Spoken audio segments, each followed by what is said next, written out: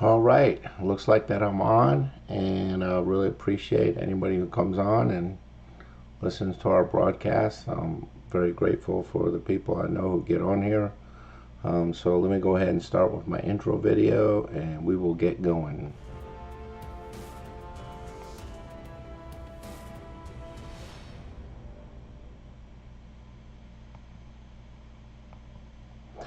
All right, guys. So tonight, I want to talk about just the frustration level that people are having, especially around the world with the nation of Israel. And why are people so angry and frustrated and hateful towards Israel? This amount of anti Semitism that has spread around the world.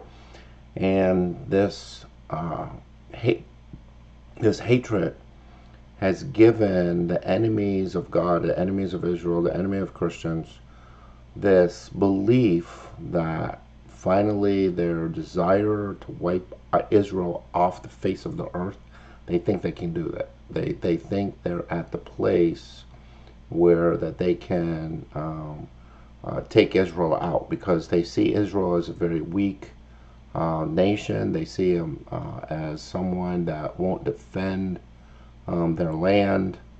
And it's got to be very, very frustrating for people in Israel. Also, let me just read this one article just to kind of get us started. The residents of northern Israel are disappointed in the Israeli Defense Force and the government as Hezbollah resumes regular program of daily attacks. Now, most of you know that about 80,000, I've heard different numbers, but about 80,000 people, they keep saying, left their homes. Israel kind of evacuated them. And when they evacuated these people, they left their homes. And they haven't been in their homes like literally since last October. I mean, we're coming up on a year since these people have left their homes and left their businesses in northern Israel. And that's part of the goal of all of the enemies of Israel. And the United States State Department has been working under Joe Biden constantly trying to divide the land of Israel to make sure that Israel gives up more of its land because they are pushed this two-state solution, and they have many leftist people in Israel, in the Israeli government, among the generals, that refuse to fight to kill the enemy because they believe they can have peace and appease evil. This is the bottom line. If you believe you can appease evil, then you are on the high side of wickedness. You're just going to cause all kinds of problems in your nation down the line. But that's just been the history of Israel since 1948. They constantly do this thing where they will win land, but then they give it back, and they call it land for peace. And every single time they give the land back, they get war. So they gave land back in northern Israel to Lebanon. What do they get? They get Hezbollah, and they get war, and they get missiles, and they get more Jews killed. And this is the fault of the wicked people, Hezbollah first, because they want to kill Jews. It's part of their goal. Hassan Nasrallah, his goal is like Hitler. It's the final solution. They want to kill every Jew in the world. This is not something that I'm making up. They say it themselves. This is what they write in their charters. This is what they write in their daily newspapers among these Hezbollah Shiite people. Hamas, the same thing. They have it in their charter that the goal is to wipe Israel off the map. And Nasrallah said one time that he hopes all the Jews move back to Israel so that they don't have to go around the world to find them and kill them. And this kind of attitude, you would think, seriously, like where in the world has the world gone? How much hatred do you have to have in your heart to look at one people group and just say, I want to kill them just because they're that people group, and to murder them and the babies? And it's not hard for us to understand that this has happened in Israel. It's happened in pogroms in Russia and other places, and many nations through the years where the Jews were attacked, killed, their stuff was taken, and they were driven out of the lands wherever they lived. Whether it be England or Spain and all of these different places. And so it's really sad to look at in the north of Israel. Israel gave back that land, and then what did they get? They get Hezbollah, they get more war, and now they're facing the great northern war that everybody's been anticipating for literally for years. Been anticipating that there's a time coming when there's going to be a major, major war in the north. And we are just inching closer and closer and closer. And as a Bible teacher and a prophecy teacher, I look at those things and I'm trying to figure out, how are they working together? What's going on here? And I have some ideas about it, just ideas that I'm going to throw out with you today. And I want to start with Psalms 83. And Psalms 83 is just a really important psalm in regards to the major wars that are coming. Okay? I believe that this psalm is a testament from God through the prophet Asaph. Asaph was the worship leader under David, but the Bible is very clear and calls him a prophet in First Chronicles and in Second Chronicles. And he's a guy who, when he wrote some of these prophecies, they fit the last days, the last times. And and I'm thinking that through the Psalms that he wrote 12 Psalms, that many of them have end times prophecies to them. And I was saying, hi, Julie, hi, Melanie, hi, Pam. Thanks for being on, guys. And so I want to start reading, and let me just kind of tell you why I'm fascinated. The last 2 weeks, 3 weeks, I've been writing on Psalms 83. And I'm fascinated by it because there was one day I was having my quiet time and I was praying for Israel. And it just kind of came to me. It's like the Holy Spirit brought it to my light, to my eyes, to my attention, to compare Isaiah 62:1 with Psalms 83:1, and which kind of made me laugh because I look at the teaching here, and I laughed at it because I remember when I was in Jerusalem, and I was with a bunch of officials there. And everybody was going around talking about why they had come to Israel. And, we were getting ready to leave after, I think it was 8 or 9 days that we were there. And just had a tremendous, tremendous time. So we're all in this restaurant and we're all talking. And they were asking this question of everybody. And I said, my hope, my dream is Isaiah 62, for Zion's sake. I will not be quiet. For Jerusalem's sake, I will not be silent until her righteousness goes forth as brightness, and her salvation like the burning of a torch. On your walls, O Jerusalem, I have set watchmen day and night. You who remind the Lord, give the Lord no rest, till he establishes, till he makes Jerusalem a praise in the earth. So in this case, you're praying, and in Isaiah, we are the ones who are not forgetting. Like, we are the ones who are speaking out about Israel, Jerusalem, and obviously you guys know that that's a part of my ministry, to talk to people about this and to say, for Zion's sake, I'm not going to be quiet, because I know that we live in the last days and we know that God is focusing down on Israel. And this is where the world just, I think, misunderstands. And of course, many Jews are blinded to these facts. They're blinded because God says in Romans 11, they're blind, right? He's blinded them. This is a great mystery. And what are they blind to? That the original covenant to bring Israel to the world was the Abrahamic covenant in Genesis 12. And God said that he was making this great nation, Israel, to be a blessing to the whole world. And so why am I so interested in Isaiah 62 and praying it with millions of Christians around the world that are part of the Jerusalem prayer team? And I've been a part of that team for a very long time. And here's what I got bizarre in that time with the Lord.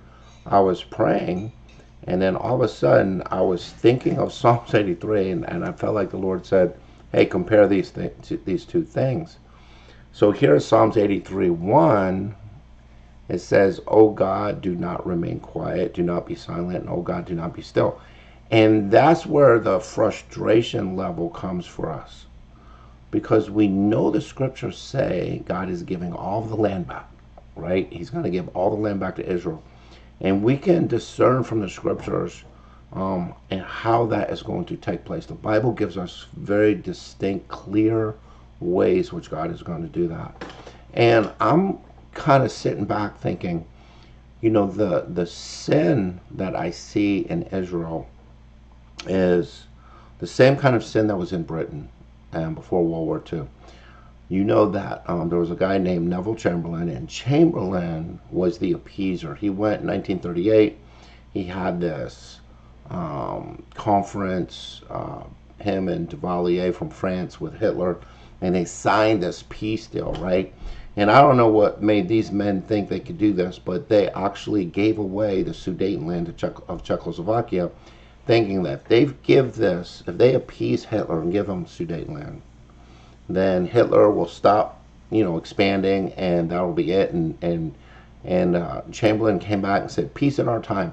What a serious mistake he made, because you cannot appease evil, and it's a testimony to the fact that they don't know how to discern good and good and evil. They call evil good and good evil, and that is exactly what we find today. In that day, there was Churchill, who did see evil and good clearly. He saw that Hitler was completely evil, and he saw the designs. He wrote, Hitler had wrote what he was going to do, and he was doing it. And Churchill, by golly, thought he really was going to do these things. And everybody else would say, Churchill, you're crazy. You just want war. You're the warmonger, not Hitler, which is totally wrong. Churchill was the one trying to defend Western culture in Britain and the United States. And that's what we have going on in Israel today. You have all of these leftists who don't know how to discern good and evil. The Ehud Baraks, the Ehud Olmos, all these guys, okay, Gallant, these people who are in the government, and they're trying to appease Hamas and Hezbollah. Oh, if we just give them land, if we just let them have this, they'll leave us alone. They won't leave you alone. They are going to kill you, okay? And so here, the prayer in Psalms 83 is, God, do you see the wickedness and the evil that these people are doing? And will you, do something? And that's my prayer right now. That's been my prayer, to say, okay, God, it's go time, right? God, you said, I know what the scriptures teach, that God is going to give the land. They will possess the land. And when they do, and they have peace in the land, and they get all of Judea and Samaria back, and they begin rebuilding these ancient cities and all of these things, like Shechem, I pray against Nablus. Nablus is taken over by the wicked ones, the evil ones, who desire nothing but to kill Jews and drive them out of the land. Well, that's this ancient city, Shechem. That's kind of right at the heart of my prayer, because I know, God, if you give Shechem back to the Jews, and Jews live there, and then they fix up, okay, the tomb of Joseph that the Arabs keep trying to bust and tear up, and the altar of Joshua that is there, and the well, Jacob's well, which is just north of there. If they get that, and Jews begin to live there and begin to build that society, then wow, biblically something huge is going to happen. And I've just been waiting for that day for years. For years I've been praying, Lord, this is an important city, important biblical city, that the UN, the United States, the EU, China, Russia, all of these enemies of Israel say no Jews are allowed to live there. It's just crazy that was the city that Abraham came to. That was the city where Joshua, when he went into the land, they buried Joseph's bones there. Can you imagine this?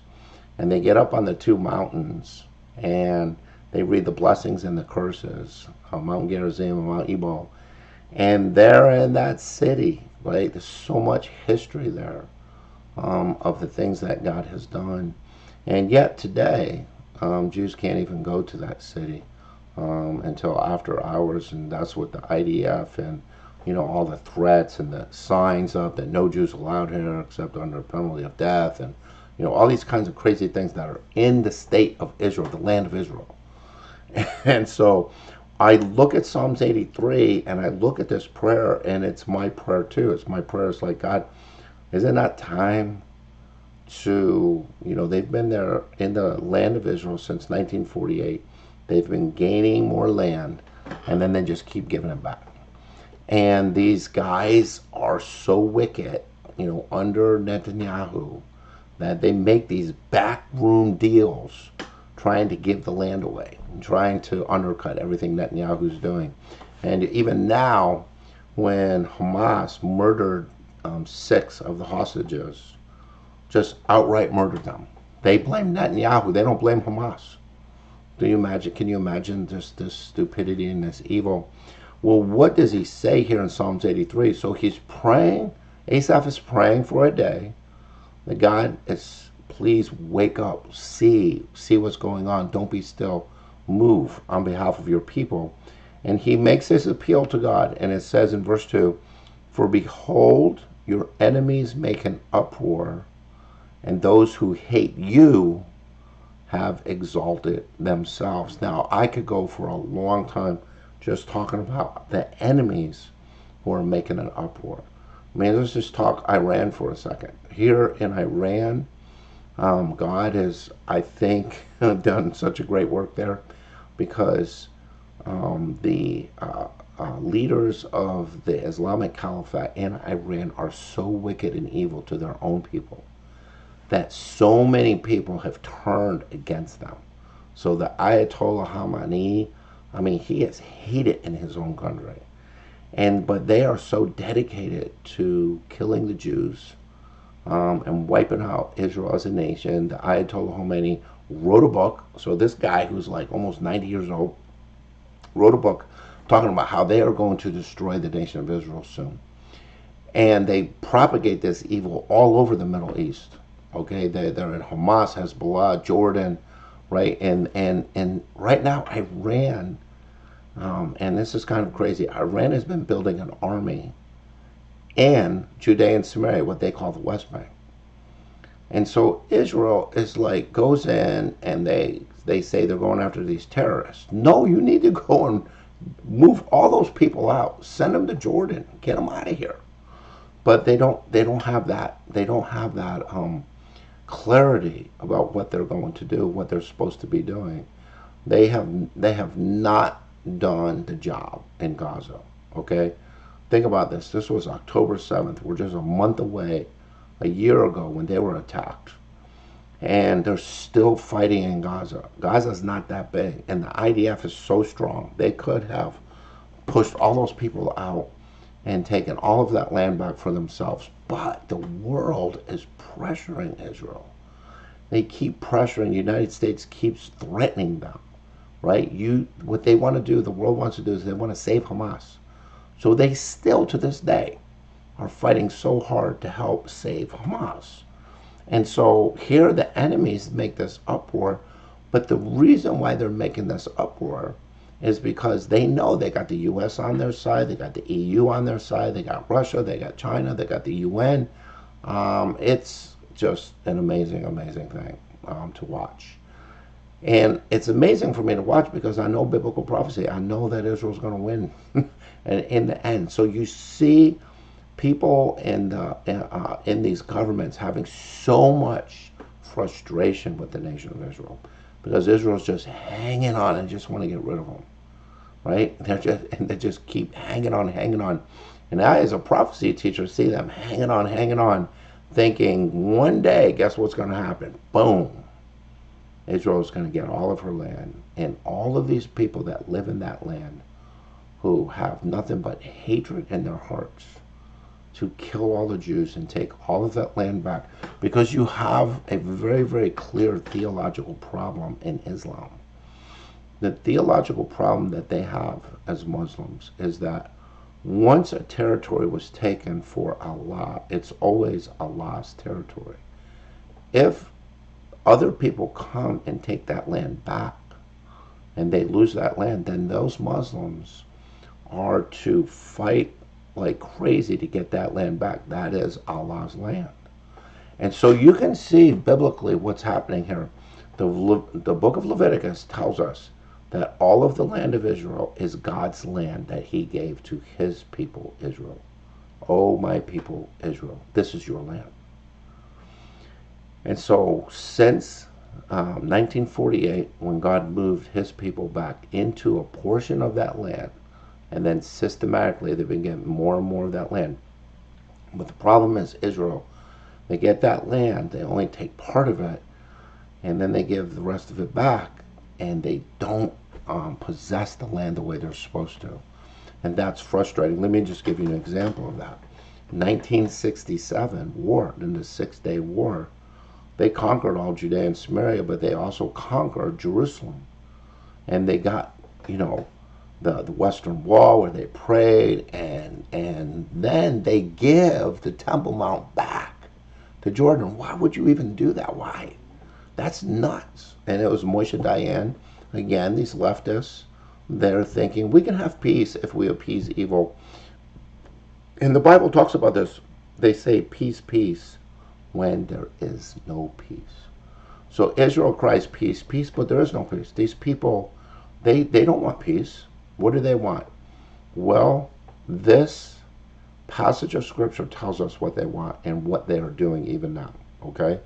So let me read verse 2 again and then go into 3 and show you what has been happening literally since 1947, okay? And this prayer describes prophetically exactly what happened since 1947. So it says, verse 2, for behold, your enemies make an uproar. Those who hate you have exalted themselves. Now look, this is people who hate our God. This is Allah people. They hate the God of the Christians and the Jews. The Iranians say, first the Saturday people, then the Sunday people. So they want to wipe out the Saturday people, Israel, the Jews, and then they want to wipe out the Sunday people, the Christians. Because they have to see their goal. It's a theological goal and a problem for us. They actually do believe that they're going to take over the whole world for Islam.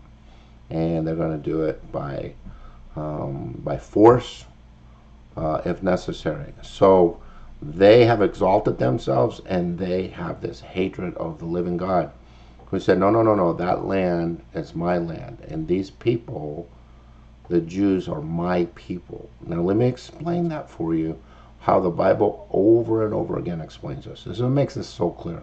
Okay, Romans 9 to 11 makes this very clear, but it's very clear in the prophets, it's very clear in the Gospels. This is what the Lord is talking about here.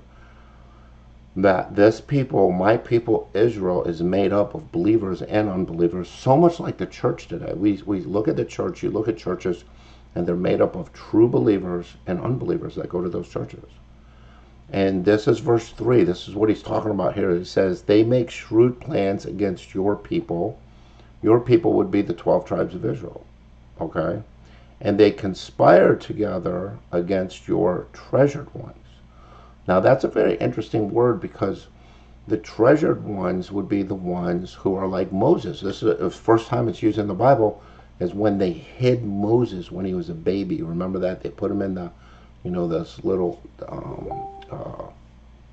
like this mini little boat, put it on the water, and hid him in there, and then Pharaoh's daughter found him and raised him.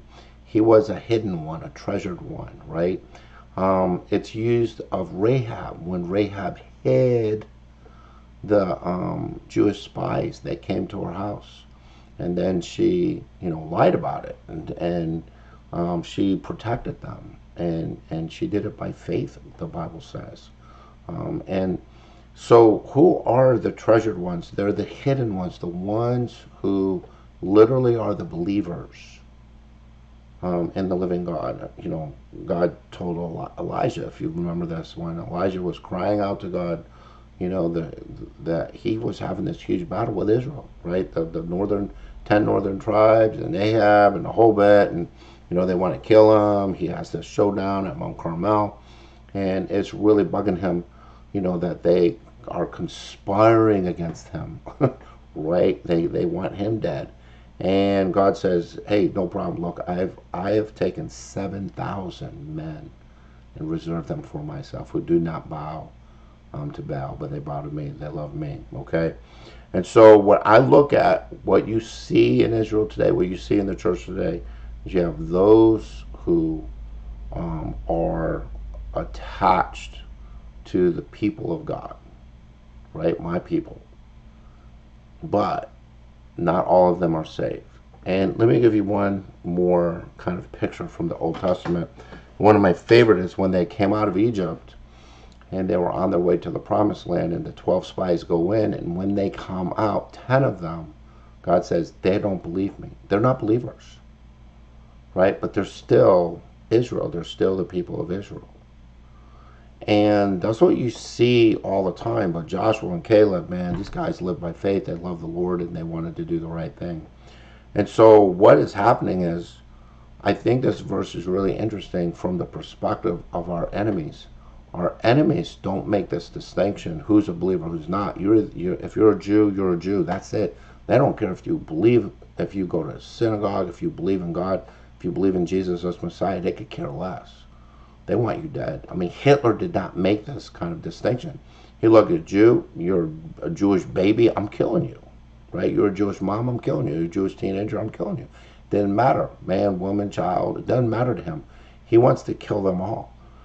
Okay, but God is saying, what do? They make shrewd plans against your people, conspire together against your treasured ones.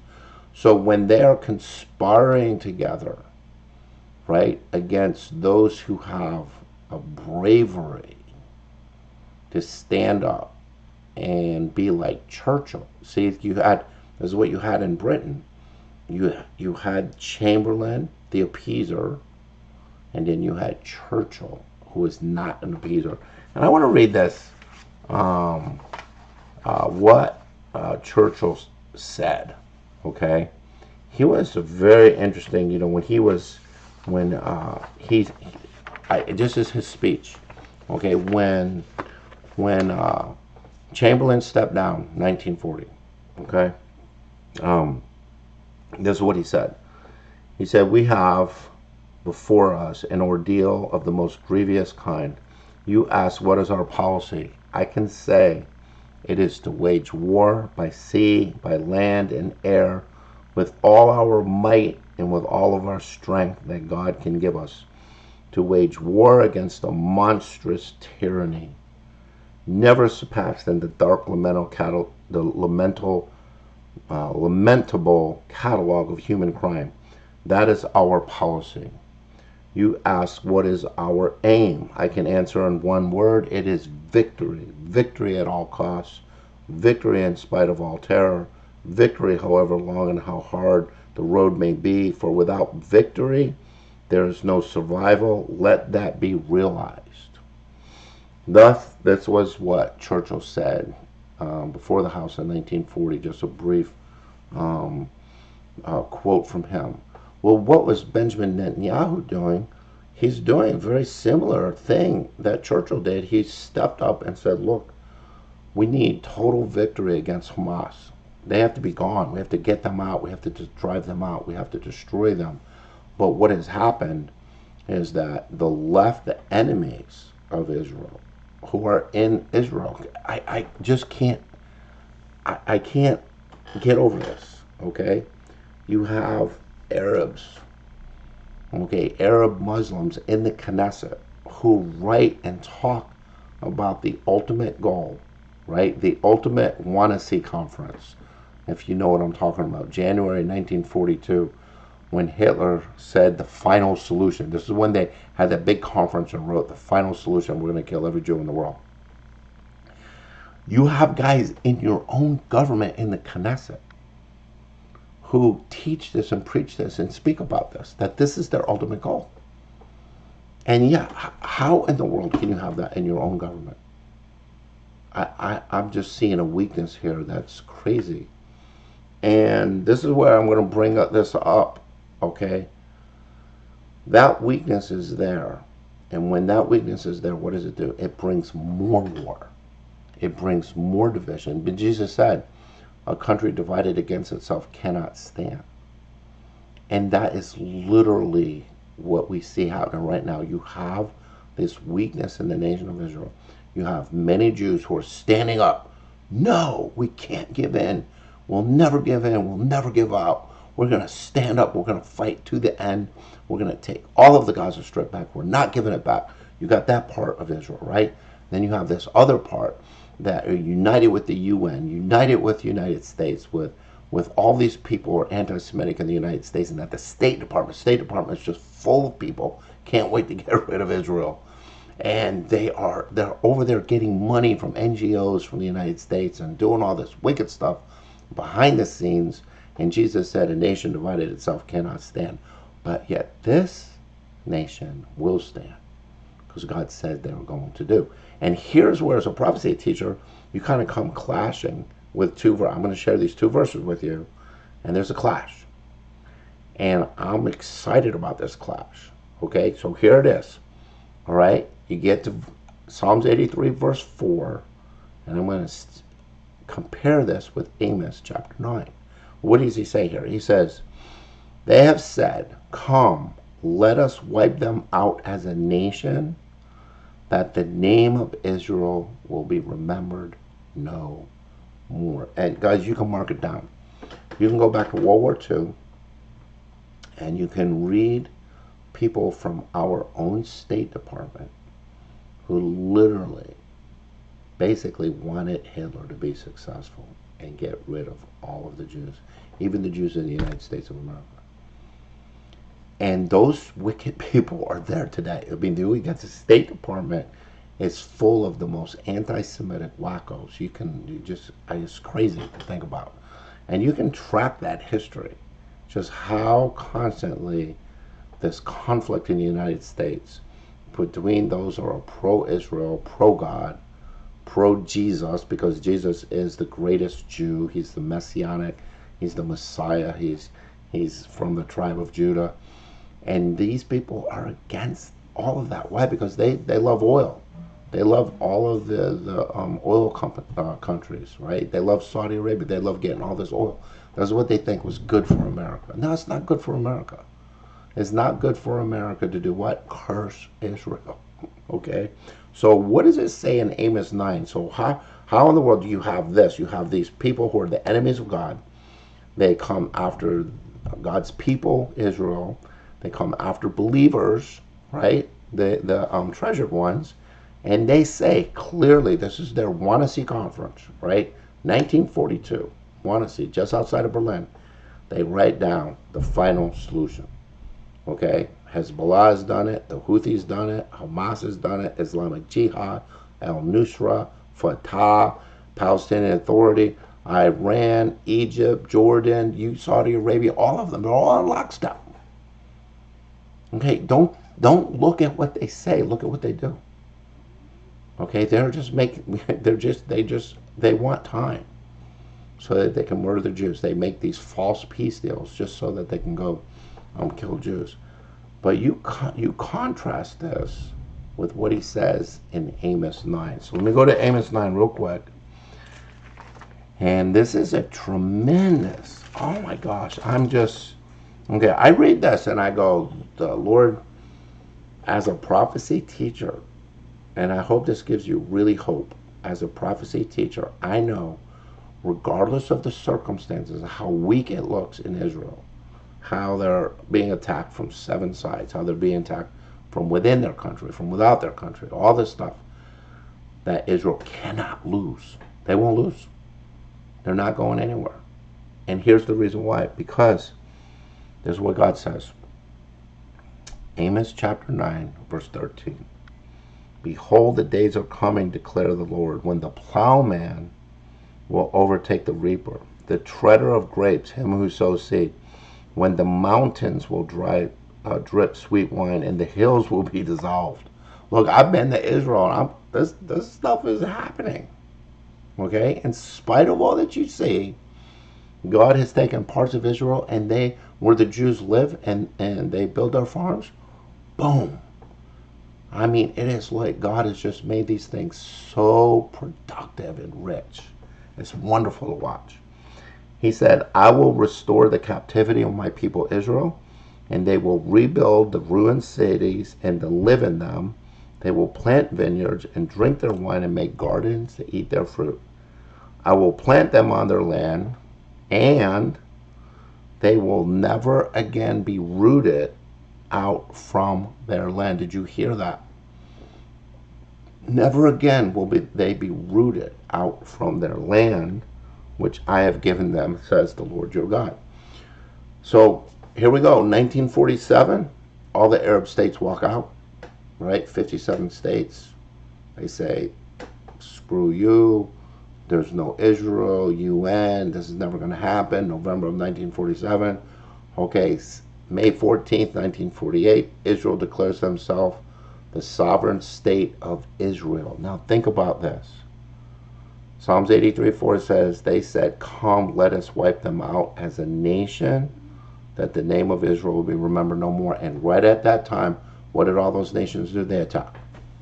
So by May 15th, okay, they're not even a nation one day. They were attacked by all of these nations.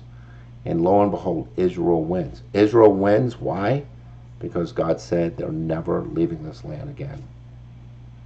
Fast forward to 1967. In 1967, what happens? They have the 6-day war. Israel wins this incredible war, gets more of her land, right?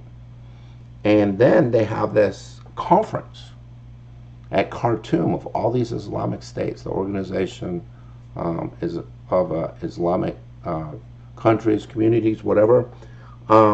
This is what they wrote, okay? In Khartoum, they said the 3 no's, 1967, the Khartoum resolution that they did in Sudan. So all these Muslim nations, all these Arab nations came together, and this is what they said: no peace with Israel, no recognition of Israel, and no negotiations with Israel. So Anwar Sadat did some negotiations with Israel, and they killed him. I'm just telling you, in Egypt today, they have this false peace deal. It's a false peace deal. They cry peace, peace. There's no peace. There is no real peace deal. Okay, it's kept them from going to war. But listen to this. You go take a poll in Egypt, and do they want the Jews dead? Yeah, they want the Jews dead. And what has Egypt done? They have funded Hamas, right? And so as Israel fought their way down to that, what they call the Philadelphia Corridor, they found these huge tunnels going into Egypt, where Egypt is funneling arms and food and guns and everything to Hamas to kill the Jews. What the heck? And guess who's paying for it? United States, EU. I mean, come on. Israel gets this information out, and then the whole world stuffs the information, right? And this is what God said. What are they going to do? You know, what do these people do? It's Romans 1:18. If you understand the nature of the gospel, you're going to understand the nature of evil. Because I'm not ashamed of the gospel. It's the power of God unto salvation for everyone who believes, to the Jew first and also to the Greek. For in it the righteousness of God has been revealed from faith to faith, just as written, the just shall live by faith. Right? So there's a revealing there, you know, in the gospel. But also Romans 1:18 says the wrath of God is being revealed from heaven against all ungodliness and unrighteousness of men who suppress the truth and unrighteous. That's what we see every day in the press. They suppress the truth and unrighteousness, and they lie to you about stuff. So they've been lying about all this. No, it's not really Egypt. No, it's like da-da-da-da. And so Egypt could be, you know, like, you know, anybody else just lie and deceive about what they've been doing. And the world just accepts it. No, Egypt never did this. The peace treaty is still in force. No, it's not. Never really has been. Okay, so thank God there hasn't been a big war between Egypt, the armies of Egypt, and the armies of Israel, thank God.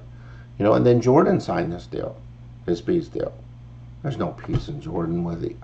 If Jordan had the power right now, and Egypt had the power, and they had a big enough army, and they had the arms to go take over Israel, they'd do it in a heartbeat, because that's what their people want. And so Iran has moved into Judea and Samaria. They've moved into cities like Jenin, okay? They've moved into Jordan, and they believe they have Israel completely surrounded. And so they are just licking their chops. They are living out Psalms 83 right now. They're licking their chops. They're going to have their hat handed to them. Guys, I mean, it's going to be unbelievable. And I'm so excited about, like, when God does this eventually, okay, we're going to sit here, and this may happen in the next month. Guys, literally, this may happen in the next month. That Israel's armies finally pop these guys big time. They go to war and literally go to war and drive the enemy out. All the people that live in the Gaza Strip are the enemies of Israel. They need to be driven out. Just make them go live in Egypt, right?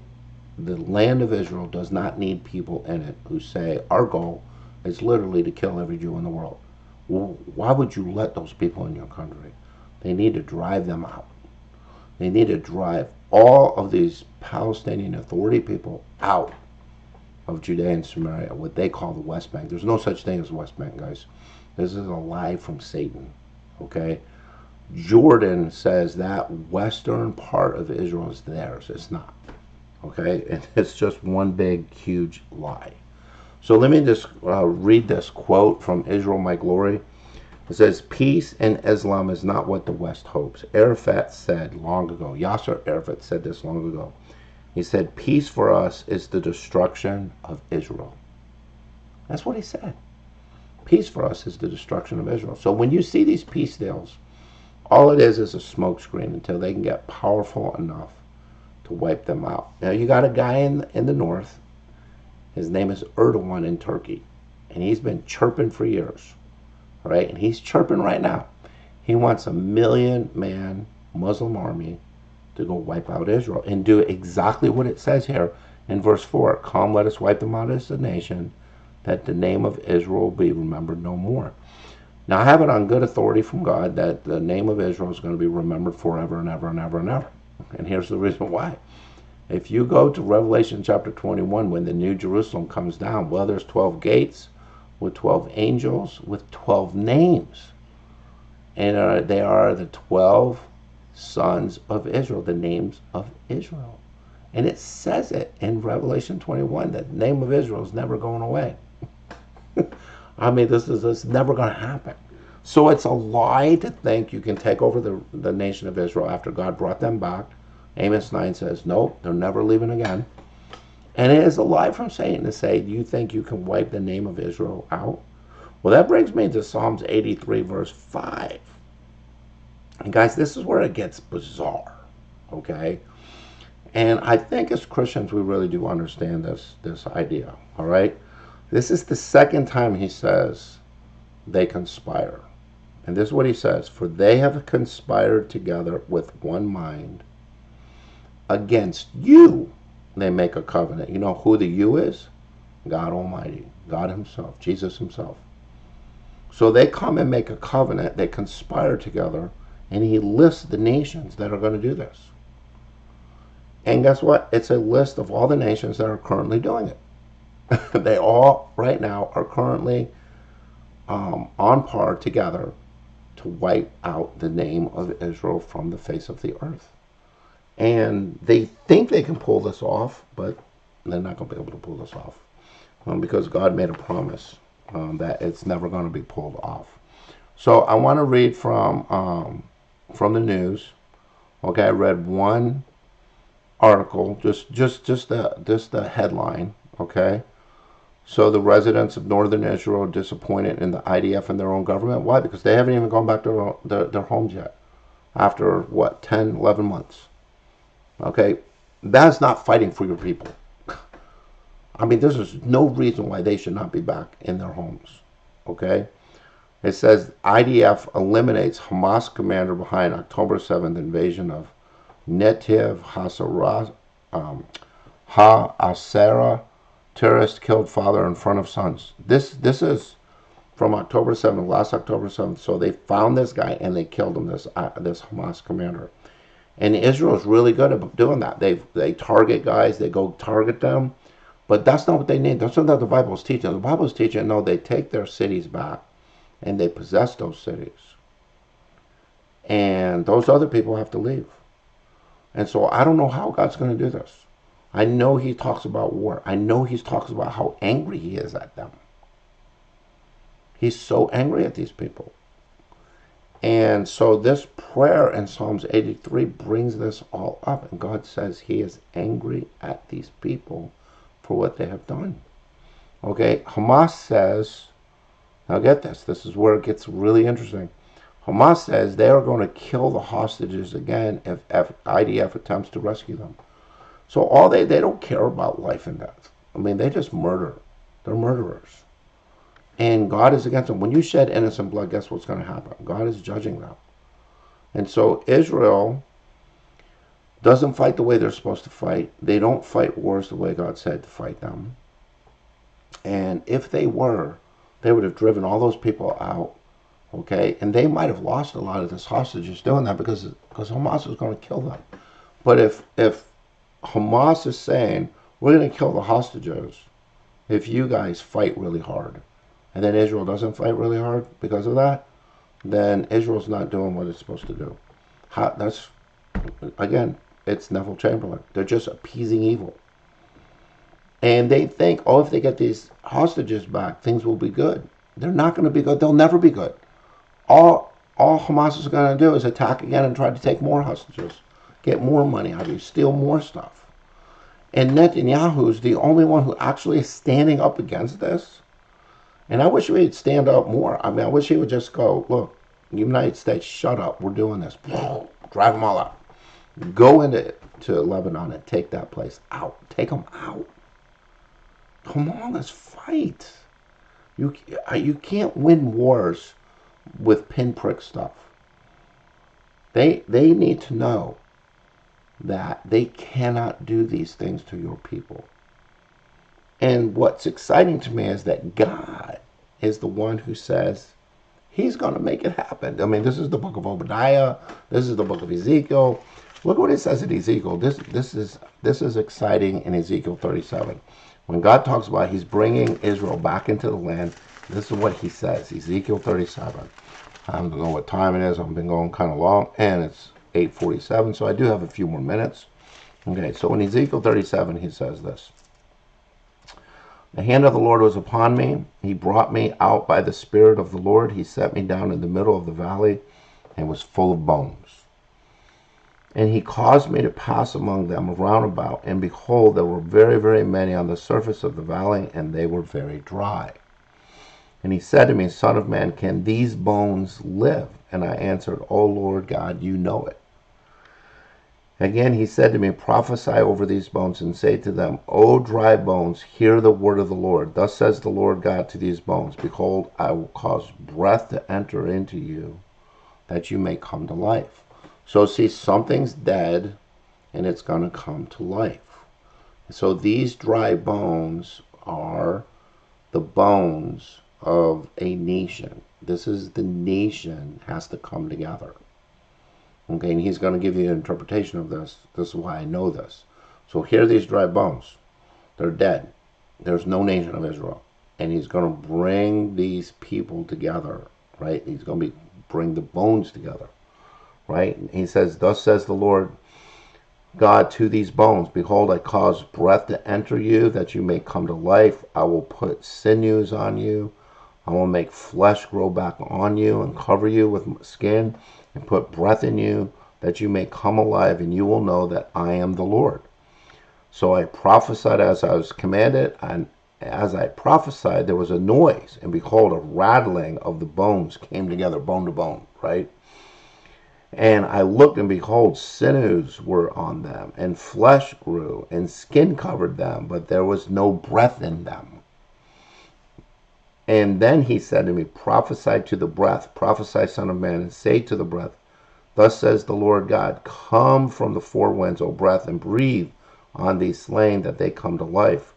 So I prophesied as I was commanded, and the breath came into them, and they came to life and stood on their feet, an exceedingly great army. What? So here we go. He brings these people together, and they become an army. Right? This is where I get a lot of hope, guys. Then he said to me, Son of man, these bones are the whole house of Israel. That's Ezekiel 37, verse 11. So he gives you the interpretation. What is it? It's the whole house of Israel. And what are they? They're an exceedingly great army. Israel has a great army today. But Israel is being led by leftist wacko generals who don't know how to fight to win. They know how to fight to appease. They're Neville Chamberlain. You got a Netanyahu who's like Churchill. And this guy knows what he has to do, but he is being held back by all these people around him. And you got two guys in the government who are the most hated people in the government. And why are they most hated? Because they believe the land of Israel is given to them by God, and their job is to go possess the land, as God said to do. Okay? But what you have, and their names are Ben-Gvir and Bezalel Smotrich. And those two guys are tough as nails guys. Okay? The settlement movement in Israel is a movement of Jews who believe God has given their land back to them. And they are settling anywhere they can, go into Judea and Samaria and build their homes and settle them. And the government of Israel, believe it or not, the leftist wacko government of Israel, they have people in there who are trying to stop their own people from settling their own land. So you have the Chamberlain people doing evil and appeasing Hitler. You have the people who are trusting in God, believers and unbelievers. All right, there are Jews there who trust in their God, right? But they don't know God yet because they haven't come to Jesus.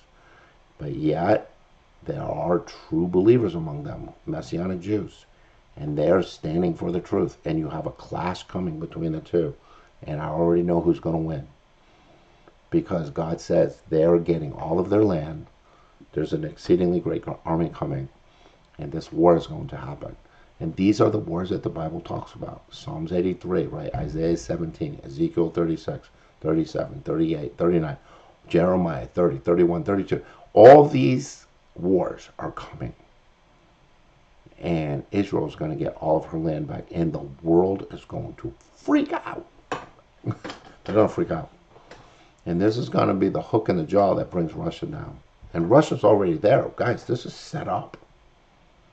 So how does it all play out? I don't know. But I do know this, that the appeasement crowd in Israel is causing, and seriously, guys, this is causing something to happen in Israel. The people in Israel are beginning to wake up to the evil. And right now, these are the reports coming out of Israel that more Jews have become believers in Yeshua, Jesus, their Messiah, than ever before. So that brings me back to Psalms 83, and look what he says about the war.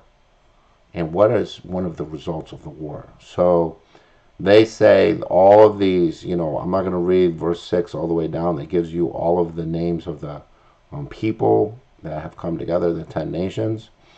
But he prays, Lord, make them like Midian. So he goes back and he just looks at the book of Judges, and he sees, under Deborah, they had this, big, huge victory. And under Gideon, this great victory. And they had these victory over the people like Sisera, right? And Oreb and Zeb and Zebah and Zalmunna, who said, let us possess for ourselves the pastures of God.